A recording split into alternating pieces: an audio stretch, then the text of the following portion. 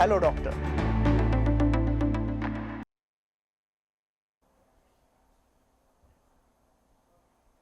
नमस्कार, आप देख रहे हैं दूरदर्शन हिमाचल और मैं हूं आपके साथ प्रिया सिंह। कार्यक्रम हेलो डॉक्टर में आप सभी का स्वागत है, जहां बात होती है आपके स्वास्थ्य की, आपके ख्याल की। ये एक ऐसा कार्यक्रम है जहां स्वास्थ्य से जुड़ी जानकारी हम आपके लिए लेकर आते हैं, ताकि आप अपने स्वास्थ्य के साथ साथ अपने परिवार का भी बेहतर ख्याल रख सके। दर्शकों, सर्दियां जब आती है तो ठंड के साथ साथ ढेर सारी परेशानियां भी लेकर आती हैं, जैसे सर्दी, जुखाम, बुखार और गले में दर्द और खारिश, और बहुत बार ऐसा होता है कि आपकी आवाज़ तक चली जाती है। तो आज खासतौर पर कार्यक्रम में जो हमारा आज का कार्यक्रम है उसका विशेष जो टॉपिक है वो यही है कि सर्दियों में गले में होने वाली बीमारियां, उसके इलाज, उपचार और घरेलू क्या क्या उपचार हो सकते हैं, इस पर भी हम बातचीत करेंगे। और हमारे साथ जो आज खास मेहमान हैं, हमारे साथ है doctor Ishan, associate professor ENT department IGMC Shimla. आपको बहुत बहुत स्वागत सर। नमस्कार, थैंक यू। सर, जब हम सर्दियों की बात करते हैं खासतौर पर, तो सबसे जो ज़्यादा समस्या देखने को मिलती हैं वो होते हैं गले की बीमारियां। और ठंड में गला मानो मतलब सिकुड़ जाता है और ऐसी खांसी होना शुरू हो जाती हैं। कई बार जैसा हमने कहा कि आवाज़ तक निकलना मुश्किल हो जाती हैं। तो ऐसा क्यों होता है? देखिए, जैसे सर्दियाँ आती है, हवा बहुत ठंडी होती है और हवा में जो नमी है वो भी कम हो जाती है। तो इसके कारण, इसका मेन कारण तो यही है, जैसे ठंडी हवा और खुश्क हवा होती है, उसके कारण क्या होता है, जो हमारे गले में नाक से शुरू होता है गले तक जो म्यूकस लाइनिंग जो होती है, जिसमें नॉर्मल जो रिशा, जो नॉर्मल लार होती है, जो हेल्दी लार जिसे हम कहते हैं, वो काफ़ी ड्राई हो जाती है। तो उस खुश्की की वजह से तो आपने देखा होगा, मरीज़ बोलता है कि मुझे गले में खुश्की हो रही है, मुझे गले में जलन हो रही है, दर्द हो रही है। तो ये सारे सिम्टम आने शुरू हो जाते हैं और मोस्ट ऑफ द टाइम ये शुरू होता है जैसे नाक से। आपको सबसे पहले जैसे ये विषाणु जो होते हैं, वायरल इन्फेक्शंस, ये सबसे पहले ये हो जाते हैं। तो इसके कारण एक तो आपकी इम्यूनिटी भी कम हो जाती है और ये जब फर्दर जब ये इन्फेक्शन होता है गले तक, तो ये सारे सिम्टम्स आने शुरू हो जाते हैं। गले में दर्द, खुजली, किसी को अलग अलग टाइप के सिम्टम्स होते हैं, किसी को गले में खराश होगी। और कई मरीज़ ये भी बोलते हैं कि जैसे कि मुझे गले में ऐसे लग रहा है कुछ की अटक रहा है, कुछ फंस रहा है। तो ये सारी चीज़ें शुरू हो जाती है। ये सारा इसी की वजह से होता है कि आपकी जो खुश्की, जो नमी होती है जो अंदर, जो गले के अंदर की, वो कम हो जाती है। जी डॉक्टर साहब, आपसे ये भी जानना चाहते हैं कि आमतौर पर कौन कौन सी ऐसी बीमारियां हैं जो गले से जुड़ी हुई हैं, जो सर्दियों में ही होती हैं? सर्दियों में आपके, जैसे मैंने बताया, ये सबसे सर्दियों से रिलेटेड जो सबसे ज़्यादा इम्पोर्टेंट है वो आपके यही वायरल इन्फेक्शंस हैं, जो विषाणु हैं, अलग अलग टाइप के विषाणु हैं। और ये आपको कभी किसी टाइप का इन्फेक्शन, वायरल इन्फेक्शन होगा, कभी किसी और टाइप का होगा। तो इसीलिए हमें ऐसा होता है कि कई बार एक वायरस से भी हम ठीक होते हैं और आपने देखा होगा कुछ टाइम बाद आप फिर से बीमार हो जाते हैं। तो ये चेंज होता रहता है वायरसेस। अब जो भी वायरस एनवायरनमेंट में होगा तो उसी से इन्फेक्शन हो जाएगा। तो उसके कारण फिर ये सारे सिम्टम्स है वो ऑलमोस्ट कॉमन ही रहते हैं, जैसे नाक बहना या फिर गले में खराश, खुजली, दर्द, वो सब वेरी करता है। कई बार ऐसा होता है कि बहुत ज़्यादा दर्द होगी गले में। तो आपने देखा होगा जैसे कोविड टाइप में इन्फेक्शन हुआ तो कईयों को पेन बहुत हुई गले में। तो इस तरह वायरस टू वायरस इन्फेक्शन जो है वेरी करता है। फिर क्या होता है फर्दर कि इससे, जैसे मैंने आपको बताया कि इम्यूनिटी कम हो जाती है, जो हमारी इम्यूनिटी जो जैसे कम हो जाती है, तो उसके कारण हमको और भी इन्फेक्शन हो जाते हैं, जिनको हम सेकेंडरी इन्फेक्शन कहते हैं, जिसमें आपके कीटाणु आते हैं, बैक्टीरिया। तो कई बार क्या होता है कि वायरल इन्फेक्शन के ऊपर आपको बैक्टीरियल इन्फेक्शन हो जाता है। तो तब आपकी जो सिविरिटी जो होती है सिम्टम्स की, जो आपके जो भी आपको सिम्टम होते हैं वो ज़्यादा हो जाते हैं, ज़्यादा घातक हो जाते हैं। और वही फिर आगे कई बार कॉम्प्लिकेशंस भी करते हैं। राइट। बहुत बार लोग जब बात करते हैं तो उनका कहना होता है मेरी तो आवाज़ ही बैठ गई है, तो आवाज़ ही बंद हो गई है। तो वो कौन सी स्टेज में आकर होती हैं? क्योंकि पहले आपने जैसे बताया कि खराश होती हैं या नाक बहने से आपको पता लग जाता है कि आपको वायरल होने वाला या सर्दी जुकाम होने वाला है। पर जब एकदम से आवाज़ चली जाती है, एकदम आप आराम से बात कर रहे हैं, आवाज़ ही बैठ गई है कहा जाता है, तो कौन सी स्टेज में होता है? बिल्कुल, मैं समझ सकता हूँ कि ये कई प्रोफेशंस में तो ये बहुत ही ज़रूरी है। जैसे आपका प्रोफेशन हो गया, सिंगिंग हो गया, कुछ हो गया, तो ये सब तो ये एक्चुअली डिपेंड करता है कि किस तरह का इन्फेक्शन आपको हुआ है। कई बार आपने देखा होगा कि पहले हमको नाक जैसे बहता है, जुकाम होता है, उसके बाद गले में दर्द होती है, उसके बाद आवाज़ बैठ जाती है। तो कई बार इससे उल्टा विपरीत होता है कि आपको पहले खांसी होगी, गले में इन्फेक्शन बाद में होगा, पहले खांसी होगी, उसके बाद आपकी आवाज़ चलेगी। तो जैसे इसको मैंने बताया, ये अपर रेस्पिरेटरी ट्रैक्ट इन्फेक्शन होता है जो ऊपर से शुरू होता है, लोअर रेस्पिरेटरी ट्रैक्ट इन्फेक्शन तो जो आपके फेफड़ों से शुरू होता है। तो इन दोनों परिस्थितियों में क्या होता है कि आपके जैसे जो हमारा वॉइस बॉक्स होता है, जिसको हम लैरिंक्स कहते हैं, इसमें वोकल कॉर्ड्स, जिससे हमारी ध्वनि प्रोड्यूस होती है, जिससे हम बातचीत करते हैं, जिसे हम बोलते हैं, तो ये बेसिकली उसकी सूजिश की वजह से होता है। जैसे सूजिश गले से शुरू हुई तो वो कई बार नीचे को बढ़ते बढ़ते गले तक पहुंच जाती है। तो तब वो जब उसमें सूजिश आती है तो उस परिस्थिति में फिर हमारी जो आवाज़ है वो धीरे धीरे कम होने लग जाती है। और कई बार ऐसा होगा कि आवाज़ बदल जाएगी, कई बार ऐसा होगा कि आवाज़ बिल्कुल ही कम हो जाएगी, बंद ही हो जाएगी, तो फिर लोग इशारे से बात करते हैं फिर ऐसे। पर ये खासकर जब ये आपका ये तो जैसे अपर रेस्पिरेटरी ट्रैक्ट इन्फेक्शन की बात की, कई बार जो फेफड़ों वाला इन्फेक्शन होता है, इससे जब ऊपर को जब हमको खांसी होती है, कई बार बहुत ज़्यादा खांसी करने की वजह से भी सोजिश आ जाती है। तो उस परिस्थिति में भी ऐसा ही होता है कि आवाज़ एकदम से बैठ जाती है। पर ये एक तरह का टेम्परेरी फिनोमेना होता है, ऐसा नहीं है कि अब मतलब आप जैसे चली ही जाएगी। तो कई लोग इसमें काफ़ी वो भी हो जाते हैं, उनको बाकी चीज़ों से इतनी दिक्कत नहीं होती, आवाज़ से जितना होता है परेशानी होती है, तो चलो वो ठीक हो ही जाता है। जी डॉक्टर साहब, सर्दी ज़ुकाम और वायरस इन्फेक्शन जो होता है उसमें भी हम थोड़ा सा समझना चाहेंगे आपसे कि क्या डिफरेंस होता है, क्योंकि बहुत लोग कहते हैं हमें सर्दी ज़ुकाम हो गया है, तो कुछ कहते हैं कि वायरस हो गया है, बैक्टीरियल इन्फेक्शन हो गया है, तो थोड़ा सा आप हमें समझाइए कि क्या कुछ रहता है। देखिए, ज़ुकाम और ये सर्दी तो कॉमनली हम वायरस से ही एसोसिएट करते हैं कि विषाणु जिसे हम कहते हैं। तो ये अलग अलग टाइप के, जैसे मैंने आपको बताया कि वायरसेस होते हैं, विषाणु होते हैं, तो मोस्ट कॉमनली ज़्यादातर ये सब इसी से रिलेटेड होता है। तो एक तरह से हमने इसको जो एक आम परिभाषा जो है बोलने की, तो ये यही है कि सर्दी हो गई है, ज़ुकाम हो गया है, या इस तरह से। तो पर जो इसमें जो मैंने बताया, जो ये बैक्टीरियल इन्फेक्शन जो है, जो जिसको हम कीटाणु बोलते हैं, तो ये भी इसका एक पार्ट बन जाता है जब जैसे आपका अगर इन्फेक्शन जो कॉम्प्लिकेट हो जाए। जैसे मैंने आपको बताया कि विषाणु जैसे वायरल होता है, तो हम लोगों की इम्यूनिटी इससे कम हो जाती है। तो एक जो आपकी जो गले में जो प्रोटेक्टिव लाइनिंग जो है, जिसकी बात मैं कर रहा था, म्यूकस लेयर, वो भी इंटरप्ट होती है। और साथ में उसमें फिर इम्यूनिटी जैसे उसका, क्योंकि एक प्रोटेक्टिव रोल है हमारे गले में, तो क्योंकि हम गले की बात करें तो मैं गले पे ही वो ज़्यादा करूँगा फोकस, तो उसमें एक प्रोटेक्टिव उसका रोल है। तो होता क्या है, जब आपको वायरल इन्फेक्शन होता है, कोई विषाणु से जब आप संक्रमित होते हैं, तो उसके बाद आपकी इम्यूनिटी जैसे डाउन होती है, तो आपके जो आप प्रोन हो जाते हो और इन्फेक्शंस के लिए भी, जैसे बैक्टीरियल इन्फेक्शन जो ज़्यादातर कॉमनेस्ट बच्चों में देखा जाता है, तो वो बैक्टीरियल इन्फेक्शन हो जाता है। बच्चों में क्या होता है कि जैसे आपके टॉन्सिल्स हैं वो भी बड़े होते हैं, जैसे टॉन्सिल्स धीरे धीरे टॉन्सिल का साइज़ घटता जाता है, जो हम गले के टॉन्सिल की बात कर रहे हैं। तो जैसे उम्र बढ़ती है तो उसका साइज़ कम होता जाता है। पर कई बार हमने देखा कि बड़ों में भी टॉन्सिल्स की प्रॉब्लम होती है, तो उसका साइज़ कम नहीं होता है। तो टॉन्सिल्स जब उम्र बढ़ जाती है, तो उसके बाद एक टॉन्सिल्स जो है एक सोर्स ऑफ इन्फेक्शन का काम करता है। जब बचपन में इसका जो रोल है वो एक इम्यूनिटी रिलेटेड है, कि वो हमको इम्यूनिटी भी प्रोवाइड करता है।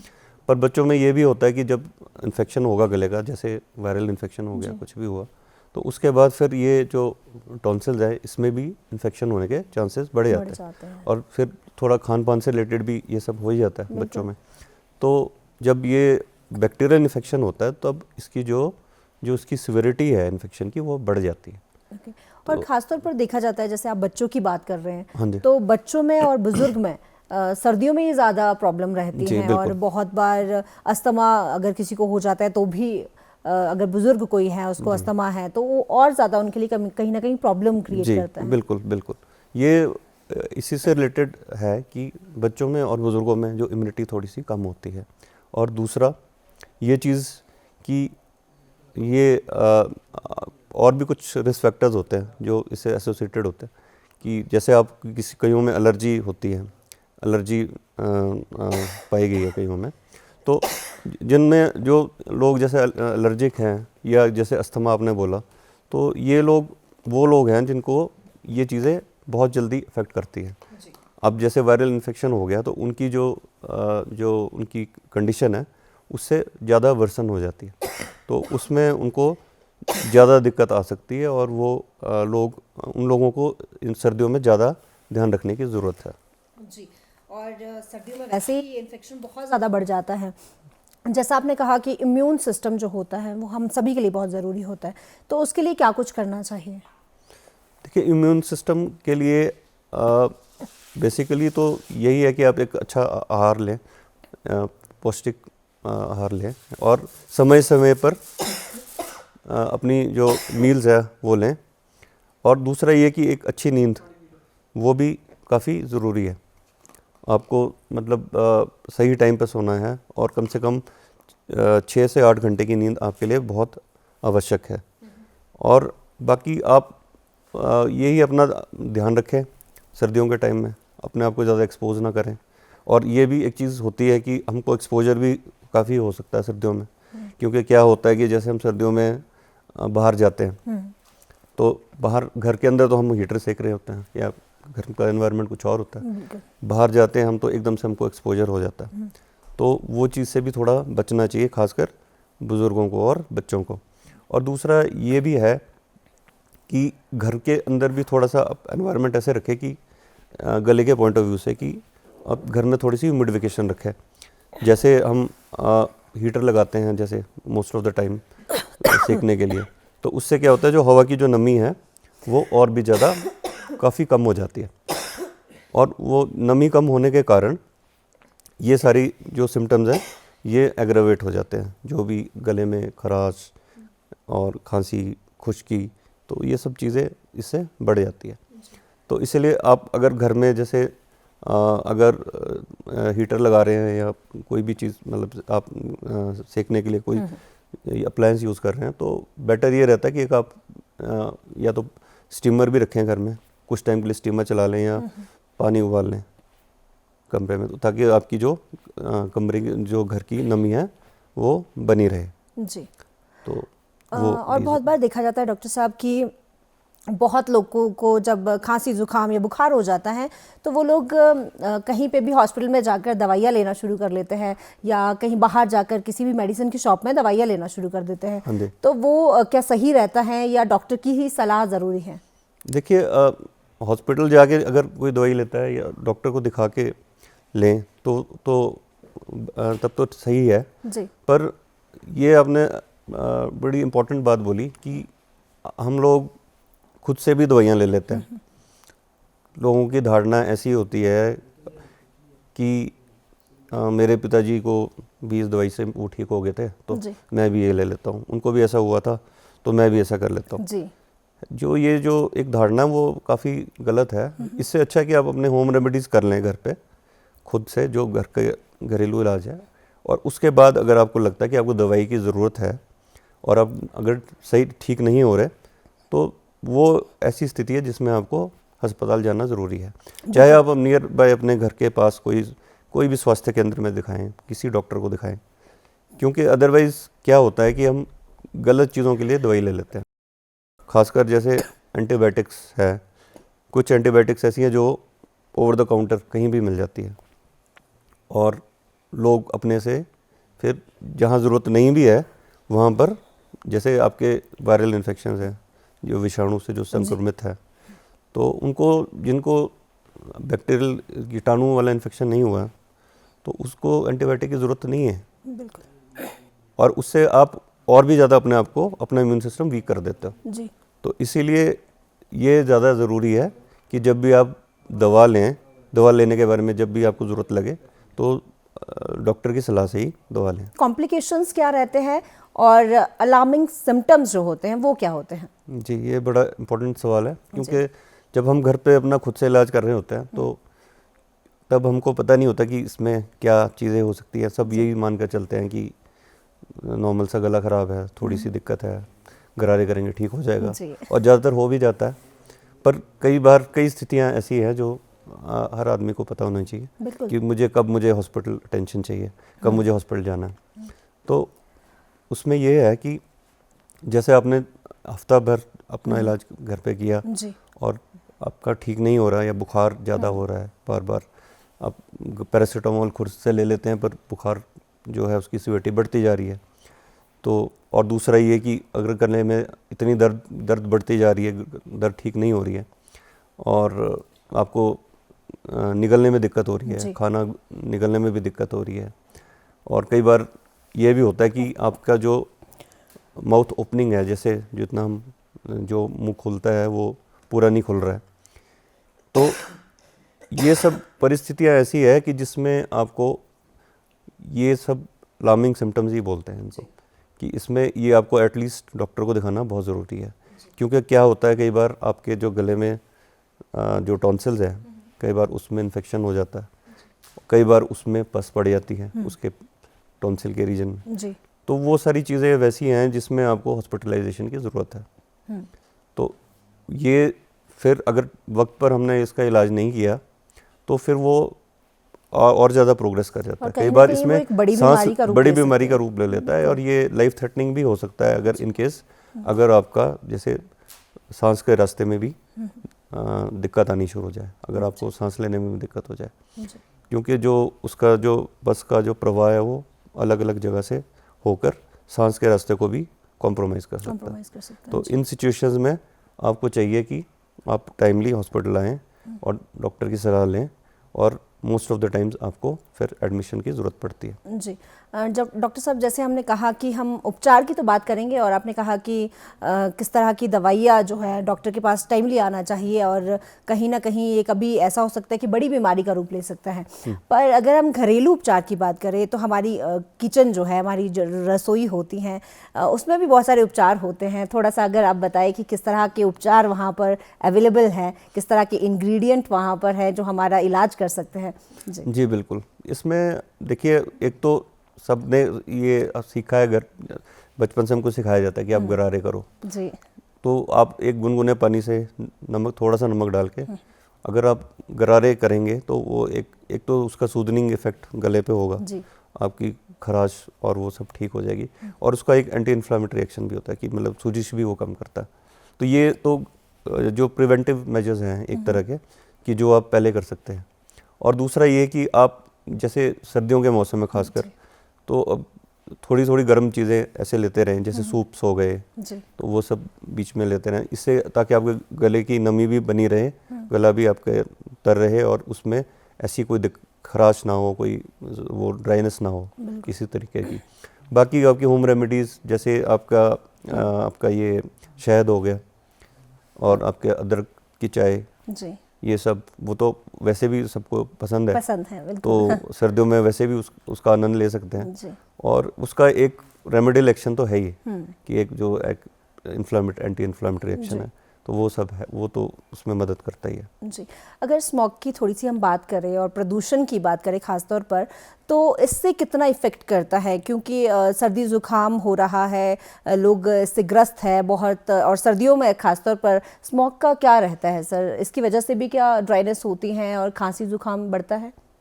जी हाँ, जैसे स्मोक तो आजकल वैसे ही हम सब देख ही रहे हैं। जैसे कुछ मैदानी इलाकों में आजकल काफ़ी ज़्यादा कोहरा भी छाया रहता है और स्मॉग भी है। जैसे दिल्ली का भी AQI इंडेक्स जिसका पैमाना है वो काफ़ी ख़राब था। तो ये सब ये तो काफ़ी हानिकारक चीज़ें हैं, और ख़ासकर इसमें सबसे ज़्यादा ध्यान बच्चों को और बुज़ुर्गों को रखने की ज़रूरत है।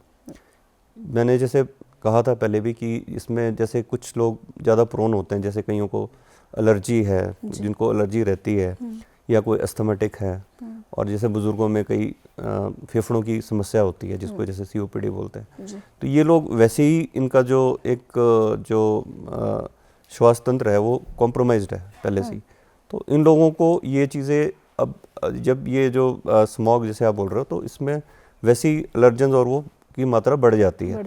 तो इन लोगों को काफ़ी ध्यान रखने की ज़रूरत होती है। इनको फिर ज़्यादा अपने आप को एक्सपोज नहीं करना बाहर जाके, जी। और जितना हो सके इंडोर रहे, और हो सके तो एयर प्योरीफायर्स वगैरह इनका इस्तेमाल करें। जी। और जैसे मौसम बदल रहा होता है तो हमारे खान पान में, हमारे लाइफस्टाइल में बहुत सारे चेंजेस की ज़रूरत हो जाती हैं, और कहीं ना कहीं शायद ये भी थोड़ा सा लाइफस्टाइल में किस तरह के चेंजेस होते हैं, दिनचर्या में किस तरह का चेंज हमें करना चाहिए, ये भी कहीं ना कहीं बीमारी को इफ़ेक्ट करता है। आप क्या कहते हैं? जी हाँ, दिनचर्या का वही है इसमें। अब जैसे मैंने कहा था कि ये मौसम से रिलेटेड हमें एक्सपोजर का थोड़ा ध्यान रखना है। पहली चीज़ ये कि हम बहुत ज़्यादा अपने आप को एकदम से एक्सपोज ना करें, कि हम एकदम से काफ़ी एक कोजी एनवायरनमेंट में बैठे हैं और फिर हम एकदम से बाहर, अगर हम बाहर जा भी रहे हैं तो कम से कम हमें अपने अपने कपड़ों का ध्यान रखना है ना, कि अपने आप एकदम से एक्सपोज ना हो जाए, है ना। और थोड़ा सा घर पे भी अपने आप को बहुत ज़्यादा ओवर हीटेड एनवायरनमेंट ना रखें।